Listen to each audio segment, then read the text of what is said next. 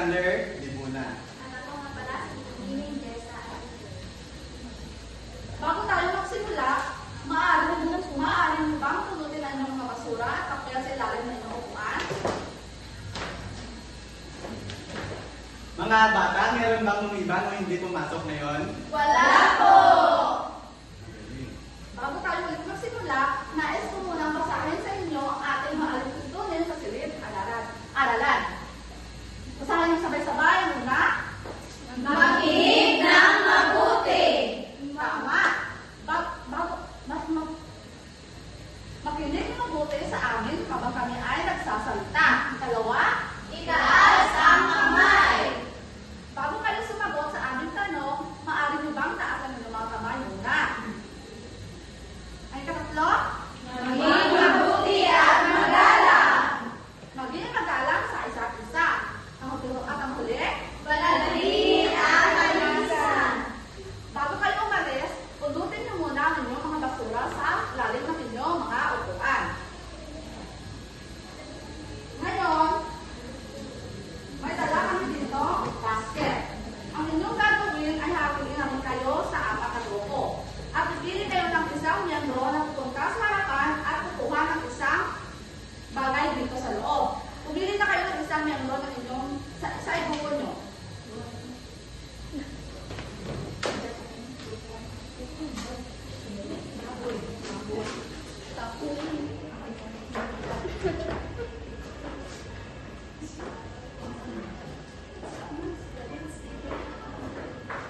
Sa unang grupo, ano ang inyong nabunot?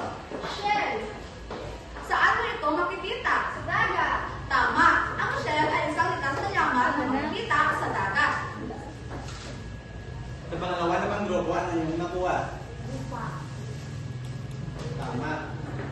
Ang lupa ay isang likas na yaman na makikita sa lupa. Sa itatlong grupo, ano naman ang inyong makuha? Kahoy. Madali.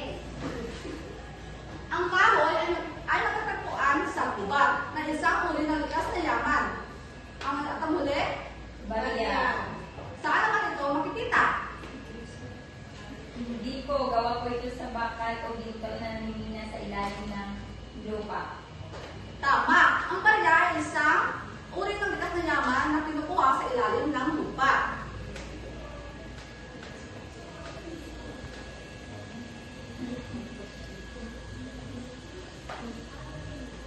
Batay sa ating ginawang aktibidad, ano ang inyong napansin? Mga kasayaman. Ano pa? Mga uri ng at saan ito makikita? Tama. Ang ating talakayan ngayong umaga ay tungkol sa likas na yaman na makikita sa bansa.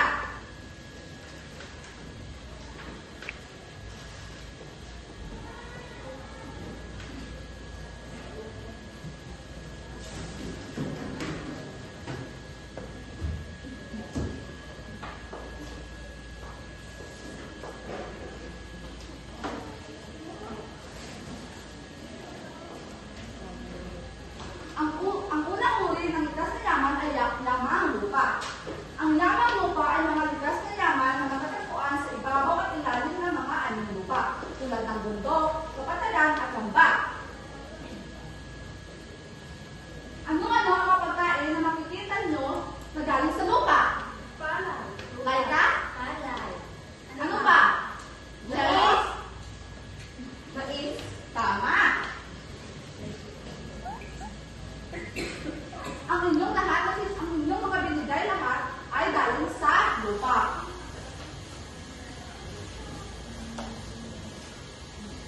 Ang yamang tubig ay yamang tubig. Tumutukoy sa lahat ng likas na yaman na natatagpuan sa mga aliyong tubig tulad ng isda,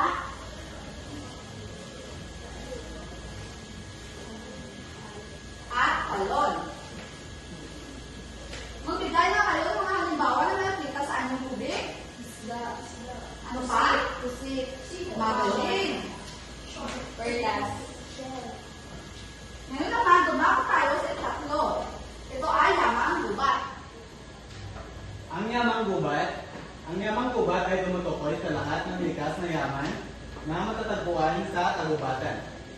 gaya ng mga punong kahoy, halaman, hayop, at mineral. Mga bata, ano ang makikita natin sa loob ng kagubatan? Laman! Galing, ano pa? Ahas! Galing. Hayop! Mahusay kayong lahat. At ang huli naman ay ang lamang mineral.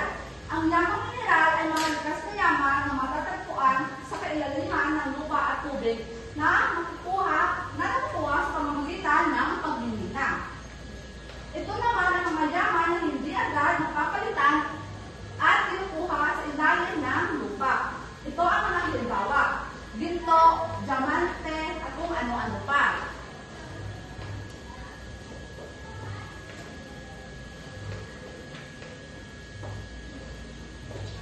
Ngayon naman,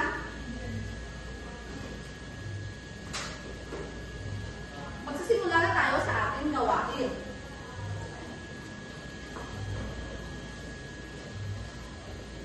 Hahatiin namin kayo sa 7 grupo at bubunot kayo isa-isa. At ang gagawin nyo ay hahanapin ang nakabunot ng isang kapares ng nakabunot nyo. At pagkatapos niya, nilagay doon sa lupa, tubig, mineral ang inyong nabunot.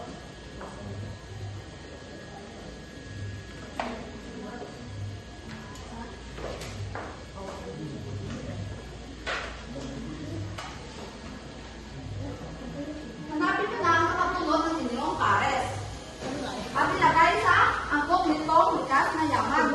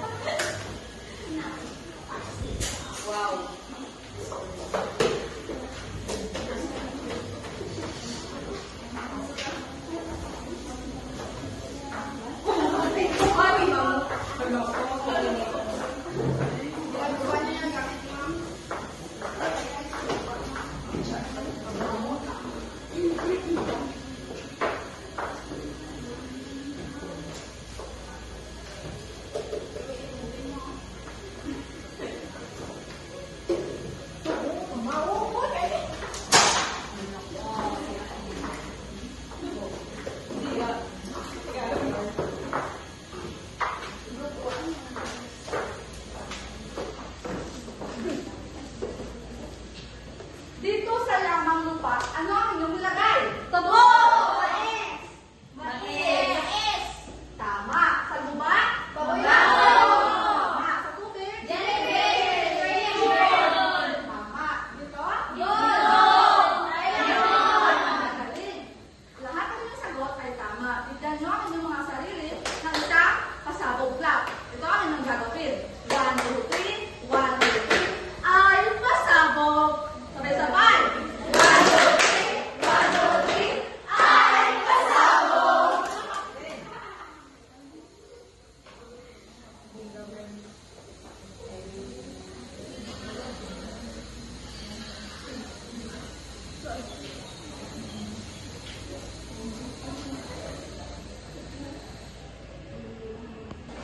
Ngayon, tutubo naman tayo sa pangalawa nating gawain. Ang pamagat nito ay scrambled kalikasan. Hatiin naman namin kayo sa 2 grupo. Tapos, may ipapakita kami dito mga nakagulo na mga pangalan. Ang gagawin nyo lang ay buuin ito sa sakto nitong pangalan. Nagawa niyo ba mga bata?